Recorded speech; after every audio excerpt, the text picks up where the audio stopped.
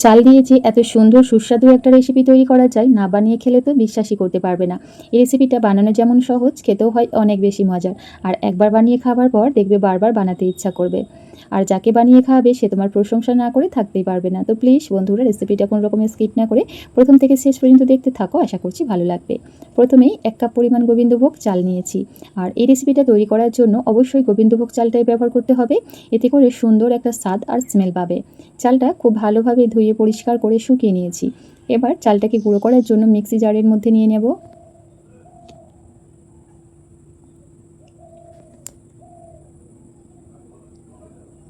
এখানে চালটাকে আমি খুব ভালোভাবে গুঁড়ো করে নিয়েছি।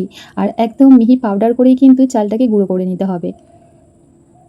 এবার চালের গুঁড়াটাকে ভেজে নেবার জন্য চলে যাচ্ছি চুলায়। এদিকে চুলায় একটা প্যান বসিয়ে দিয়েছি। প্যানটা গরম হয়ে যাওয়ার পর সম্পূর্ণ চালের গুঁড়াটাই দিয়ে দিলাম। চুলো ফ্লেমটাকে লো টু মিডিয়াম ফ্লেমে রেখে একটা স্প্যাচুলা দিয়ে অনবরত নেড়ে চেড়ে চালের গুঁড়াটাকে একটু ভেজে নিতে হবে। তবে চালের গুঁড়ার কালারটা না কোনোভাবেই চেঞ্জ হয় বা পুড়ে না যায়, সেদিকে অবশ্যই লক্ষ্য রাখতে হবে।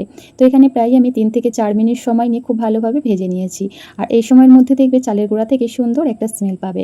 ঠিক সেই সময় বুঝে নিতে হবে চালের গুঁড়াটা খুব ভালোভাবে ভাজা হয়ে গেছে। সাথে সাথেই চুলোর ফ্লেমটাকে অফ করে এটাকে একটা প্লেটের মধ্যে নামিয়ে নিচ্ছি।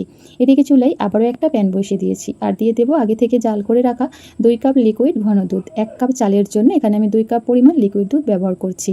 তবে তোমরা চাইলে এখানে দুধের পরিবর্তে পানি দিয়েও এই রেসিপিটা তৈরি করে নিতে পারবে। আর দুধটাকে আরও কিছুটা ঘন এবং টেস্টটাকে বাড়ানোর জন্য দিয়ে দিলাম 1 প্যাকেট গুঁড়া দুধ। তবে গুঁড়া দুধ বা দুধ দিয়ে এই রেসিপিটা তৈরি করলে টেস্টটা কিন্তু অনেক বেশি ভালো পাবে। গুঁড়া দুধটা দুধের সঙ্গে খুব ভালোভাবে নেড়েচেড়ে মিশিয়ে নেব। খুব ভালোভাবে মিশিয়ে নেবার পর এখানে দিয়ে দেব 1/2 কাপ ফ্রেশ নারকেল কোড়া। নারকেলটাকে মিক্সি জারে দিয়ে একটু মিহি পেস্ট করে তারপর ব্যবহার করছি। আর মিষ্টির জন্য দিয়ে দেব 1/2 কাপ পরিমাণ চিনি। তবে মিষ্টির পরিমাণটা নিজেদের স্বাদ অনুযায়ী এখানে বাড়িয়ে কমিয়ে নিতে পারো। তবে 1/2 কাপ পরিমাণ চিনি পারফেক্ট একটা মিষ্টি হবে। খুব ভালোভাবে সমস্ত কিছু উপকরণ নেড়েচেড়ে মিশিয়ে নেবার পর দিয়ে দিচ্ছি স্বাদ মতো নুন। আর দিয়ে দেব সুন্দর একটা স্মেলের জন্য 1/2 চা চামচ এলাচের গুঁড়া। আবারও খুব ভালোভাবে নেড়েচেড়ে একটু মিশিয়ে নিচ্ছি। তারপর দিয়ে দেব গুঁড়ো করে রাখা চাল। তো সম্পূর্ণ চালের গুঁড়াটা এখানে আমি দিয়ে দিয়েছি। এবার চুলো ফ্লেমটাকে একেবারে লোয়ে রেখে অনবরত নেড়েচেড়ে ডোটাকে তৈরি করে নিতে হবে। এখানে কোনোভাবেই নাড়াচাড়া বন্ধ করা চলবে না, অনবরত নেড়েচেড়ে এই কাজটা করে নিতে হবে। এখানে যখন ডোটা সামান্য একটু শক্ত হয়ে আসবে, ঠিক সেই পর্যায়ে দিয়ে দেব 1/2 কাপ পরিমাণ গাজর কুচি। এখানে গাজরটাকে একদম ছোট ছোট করে আমি কুচিয়ে নিয়েছিলাম। আর এই রেসিপিটার জন্য অবশ্যই গাজর কুচিটা ব্যবহার করে দেখবে, এতে করে টেস্টটা কিন্তু দ্বিগুণ বেড়ে যায়, খেতে অনেক বেশি ভালো লাগে।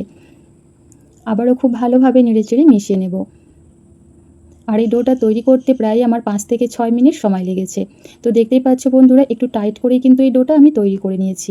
এবার চুলো ফ্লেমটাকে অফ করে সাথে সাথেই যে প্লেটের মধ্যে আমি ডোটাকে উঠিয়ে নেব, সামান্য একটু আগে আমি ঘি মাখিয়ে নিচ্ছি। তো সম্পূর্ণ ডোটাই আমি প্লেটের মধ্যে উঠিয়ে নিলাম। তারপর একটা স্প্যাচুলা দিয়ে এইভাবে একটু চারিধারে স্প্রেড করে নেব। তো দেখতেই পাচ্ছ বন্ধুরা, এখানে কিন্তু সুন্দরভাবে আমি এটাকে স্প্রেড করে নিয়েছি। তারপর ওপর থেকে সামান্য একটু আমি গাজর কুচি দিয়ে দেব। একটু লম্বা লম্বা করে আমি জাফরানে ভিজিয়ে রেখেছিলাম গাজর কুচিটাকে, সেটাই একটু সাজিয়ে দিচ্ছি। এতে করে দেখতেও যেমন সুন্দর লাগবে, কালারটাও অনেক বেশি মিষ্টি আসে। তবে এটা সম্পূর্ণ অপশনাল, চাইলে তোমরা স্কিপ করতে পারো, এতে করে দেখতে সুন্দর লাগবে। এবার এটাকে স্টিম করার জন্য চলে যাব চুলায়। এদিকে চুলায় একটা হাঁড়ির মধ্যে পর্যাপ্ত পরিমাণ পানি আমি ফুটিয়ে নিয়েছি। তারপর খুবই সাবধানে এভাবে প্লেটটা রেখে দেব। ঢাকা দিয়ে এটাকে আমি কম করে 15 থেকে 20 মিনিটের মতো স্টিম করে নেব। তো ঠিক এখানে আমি 20 মিনিট পর ফিরে আসলাম। আর এই সময়ের মধ্যে কিন্তু এটা খুব সুন্দরভাবে স্টিম হয়ে যাবে। হাত দিয়ে এভাবে একটু চেক করে নিচ্ছি, দেখতেই পাচ্ছ উপরের অংশটা কিন্তু খুব সুন্দরভাবে ড্রাই হয়ে গেছে বা শক্ত হয়ে গেছে।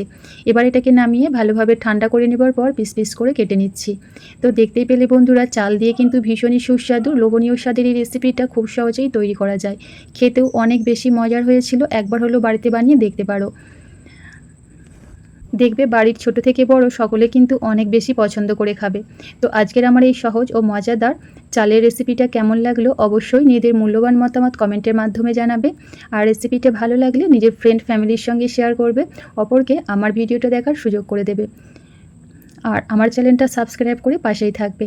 দেখতেই পাচ্ছ বন্ধুরা, চালের এই মিষ্টি বা পিঠা যাই বলি না কেন দেখতে কতটা বেশি সুন্দর আর লোভনীয় লাগছে। অবশ্যই রেসিপিটা গোবিন্দভোগ চাল দিয়ে ট্রাই করবে, আবারও বলছি, এতে করে খেতে আরও অনেক বেশি ভালো লাগবে। তো একটা তোমাদের আমি ভেঙে দেখাচ্ছি যে কতটা বেশি পারফেক্ট তৈরি হয়েছে, একদম কিন্তু নরম তুলতুলে, সফট, মুখে দিলেই কিন্তু মিলিয়ে যাবে।